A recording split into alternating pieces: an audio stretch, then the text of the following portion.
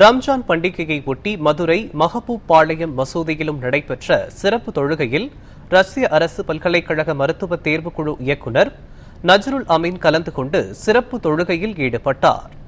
நாடு முழுவதும் ரம்ஜான் பண்டிகை உற்சாகமாக கொண்டாடப்படுகிறது.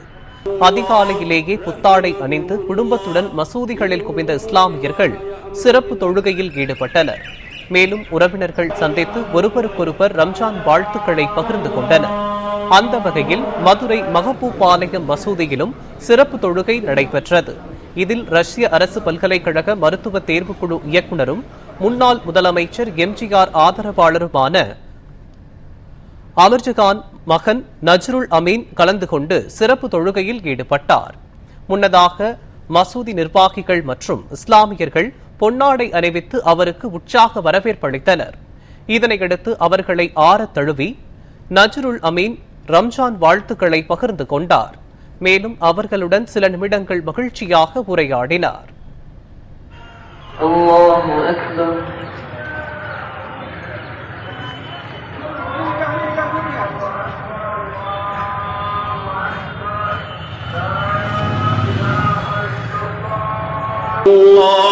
رحمكم الله إن الله يأمر بالعدل والإحسان وإيتاء ذي القربى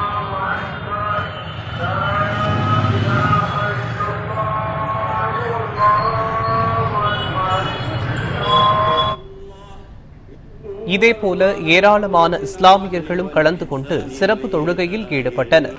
உலகில் சமத்துவமும் சகோதரத்துவமும் நிலைக்க வேண்டும் என்றும் மக்கள் எந்த பாகுபாடும் இன்றி ஒற்றுமையுடன் வாழ வேண்டும் என்றும் அவர்கள் சிறப்பு தொழுகை செய்தனர்.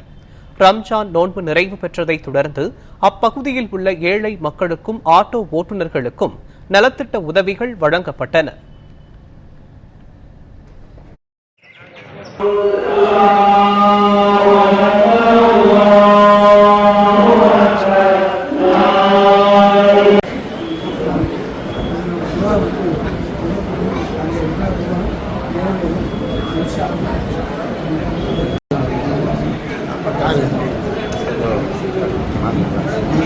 foto